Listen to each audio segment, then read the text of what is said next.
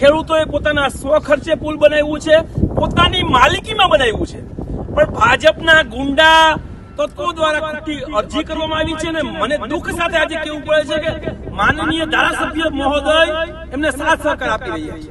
આ પુલ હું જયારે તાલુકા પંચાયતનો સદસ્ય હતો તે મારા ઘરને પૈસે આ પુલ બનાવ્યો. ઈ પેટમાં ભાજપ પણ દુખે છે. ધારાસભ્ય શ્રી આજે આ સ્થળ ઉપર મોજૂદ હતા, હું ખુદ પણ મોજૂદ હતો, ત્યારે ન શબ્દ બોલવાના શબ્દો બોલ્યા છે. 2022 નો પ્રાંતનો હુકમ સ્પષ્ટીકરણ સાથે કહે છે કે એકબીજાની સમજૂતીથી માત્ર 1 મીટર રાખવો, સમજૂતી થાય તો, બાકી તોડવાની કોઈ પ્રાવધાન હુકમમાં કરવામાં આવેલું નથી. અને છતાં પણ આ ભાજપના નેતાઓ ગુંડાગર્દી પર ઉતરી ગયા છે. ખેડૂતોને હેરાન અને પરેશાન કરવા સિવાય કઈ કરતા નથી. હું ધારાસભ્ય શ્રીને કહેવા માંગુ છું કે તમે પુલ બનાવી તો નથી દેતા, પણ તમે પુલ તોડાવો છો માથે રહીને. આ ક્યાંનો ન્યાય છે?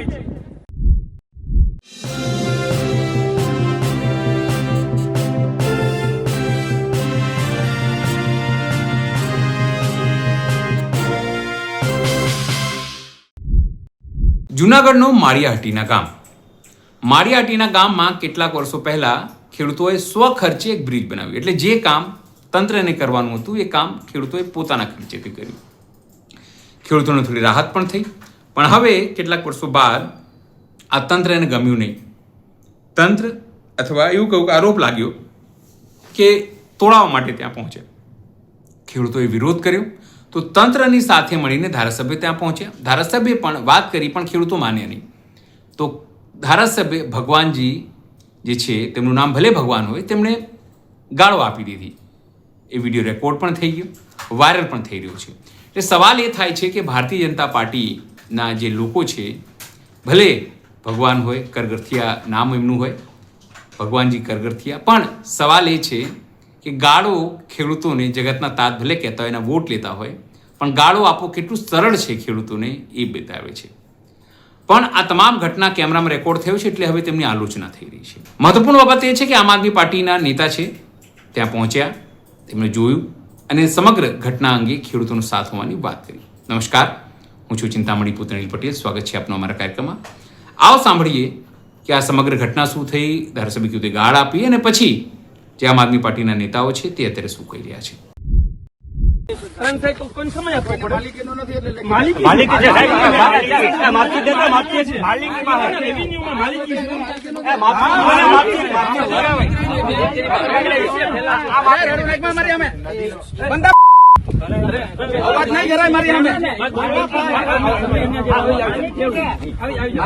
બોલવાનું ધારાસભ્ય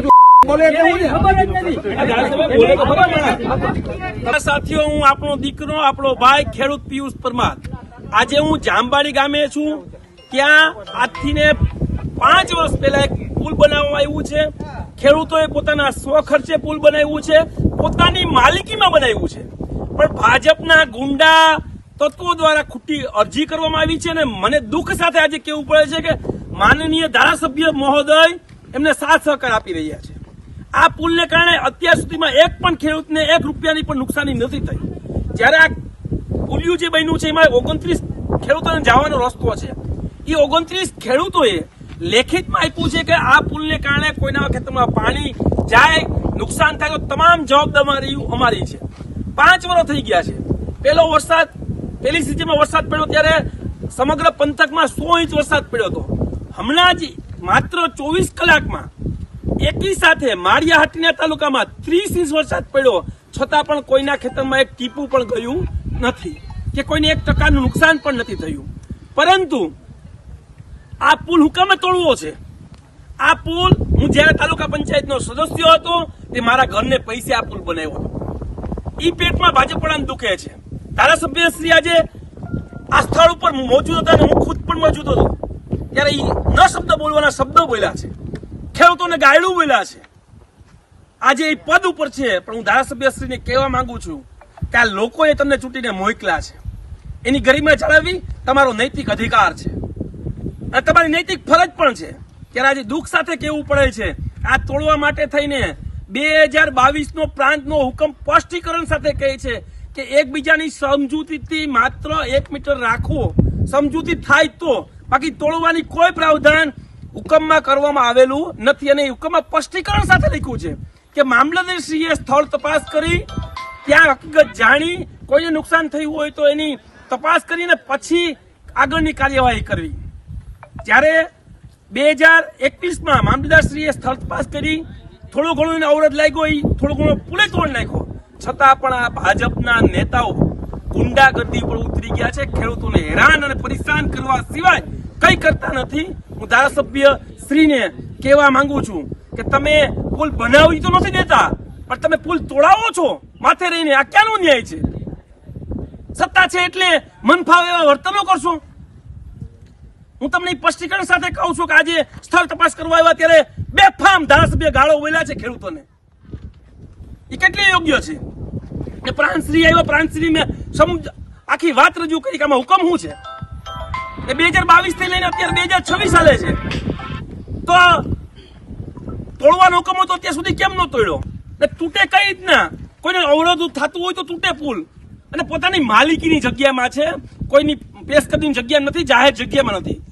પોતાની માલિકીની જગ્યામાં પોતાના ખેડૂતોને જવા માટે પુલ ન બનાવો. આ તો ક્યાંનો ન્યાય છે? હું તમામ મીડિયા કર્મીને પણ વિનંતી કરું છું કે આ લડાઈમાં હું ખેડૂતોની સાથે છું. અમે આજે જ કોર્ટમાં જવાના છીએ અને આની ઉપરમાં સ્ટેની માંગણી પણ કરીએ છીએ, પરંતુ સ્ટે લેવાની જરૂર પણ નથી, કારણ કે હુકમમાં સ્પષ્ટીકરણ સાથે લખ્યું છે સમજૂતીથી આગળ વધવું. તોડવાનો એક પણ હુકમમાં કોઈ શબ્દનો ઉલ્લેખ થયેલો નથી. જો તંત્ર ને વિનંતી કરું છું, તમે દાદાગીરી કરશો, જોહુકમી કરશો, તો આવનારા સમયમાં અમે હાઈકોર્ટ સુધી તમારી સામે પણ લડત લડવા માટે તૈયાર છે. જય હિન્દ, જય ભારત, જય જવાન, જય કિસાન.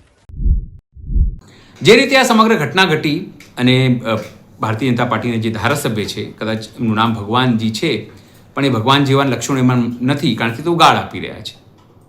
ત્યારે આ અંગે આપ શું વિચારો છો? જરૂરથી અમારા કોમેન્ટ બોક્સમાં કોમેન્ટ કરજો. એ સિવાય અમારી યુટ્યુબ ચેનલ લાઈક કરો, સબસ્ક્રાઇબ કરો, બેલ આઇકન દબાવો. સાથે અમારા નવા ઇન્સ્ટા પેજ અને ફેસબુક પેજને પણ લાઈક કરો, શેર કરો અને ફોલો કરો. અત્યારે માટે બસ આટલું જ. નમસ્કાર.